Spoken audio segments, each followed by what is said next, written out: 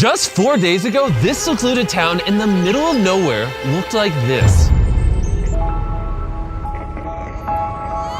And because this town is located in the middle of the jungle in Guatemala, an area that experiences extreme tropical storms in the summer, many of these small houses cannot withstand these brutal conditions, forcing the residents to constantly rebuild their homes in order to protect their families.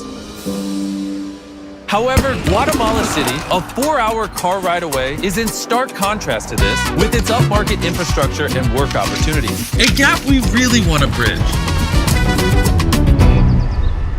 Once we found out about this community in Guatemala, we contacted Techo, an organization we worked with 2 years ago by rebuilding 10 houses in an impoverished community in Costa Rica, to see how we could help save this remote town from being destroyed.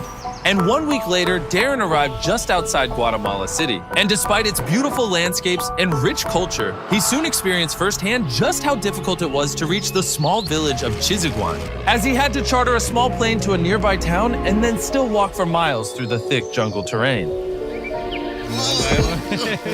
A daily practice for the locals just to generate minimal income. Upon his arrival, Darren met with Alberto, a father of 8 children who provides for them along with his wife Maria by traveling for hours every day to reach the nearest city to sell fabrics, where he only makes $2 per day, meaning that each one of his family has to live on roughly $1 per week.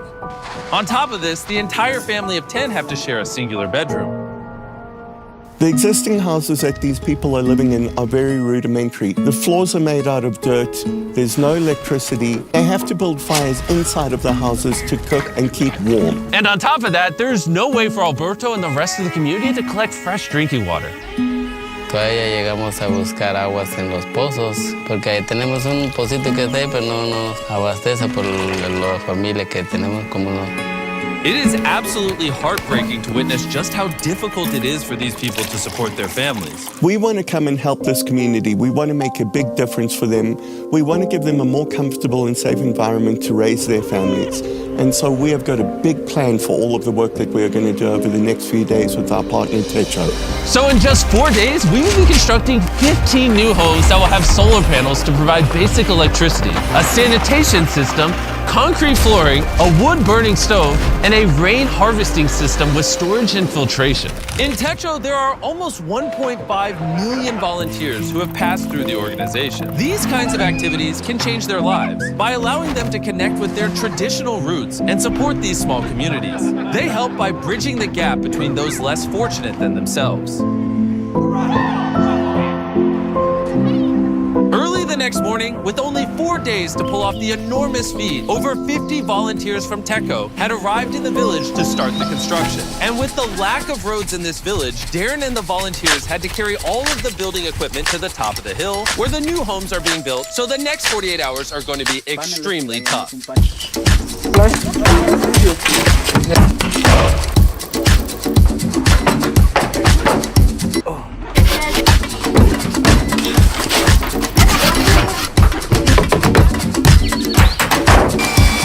With 2 days down, they were able to finish the structures of the houses. However, with only 48 hours remaining, they still had to install all of the irrigation pipes and plumbing for the water collection system.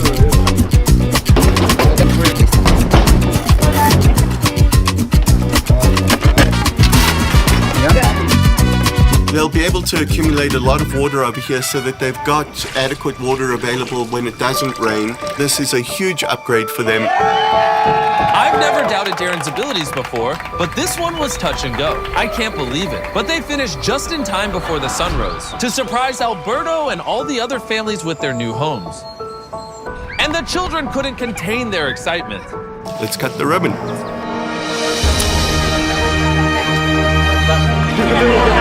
You could immediately see how excited this community was. The expressions on their faces, the excitement in their voices, and it was a beautiful experience. The gratitude that they were giving us back felt to me like more than we were giving them. They now will have more opportunities to make significantly more money, as they would have to spend less time maintaining their houses every storm. The new roads Techo built will make it easier to travel to and from neighboring communities. They have electricity, making it easier for the children to study at night. The new stoves make it easier to cook healthy food, and this will allow the community to expand and one day become a fully functional town with similar opportunities to those that live closer to the city. So Alberto and his family will never have to hike those treacherous paths again.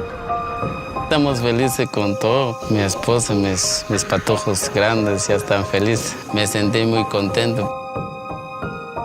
And beyond this, we have another big surprise for the community. But before I show you this, I want to tell you about the sponsor of this video, Dragon City. Beyond sponsoring this incredible project, Dragon City is hosting a Philanthropy Week challenge from January 21st to 28th in-game. Players can earn points for Techo by breeding an electric parent and a flame parent dragon. And for every 50,000 points earned globally, Dragon City will donate $100 to Techo.us to help build shelters in Latin America with a total donation goal of $20,000. Also, there's a custom Mr. Beast Runner Island starting on January 24th where you can obtain all of the Mr. Beast dragons through in-game offers. But if you don't like my dragons, there's obviously thousands of more you can choose from. So don't worry, I won't get offended as long as you subscribe. Download Dragon City by clicking the link in the description or scanning this QR code right here to get a special starter pack with 15,000 food, 30,000 gold, 10 gems, and join the Beast Philanthropy Week as the Dragon Master.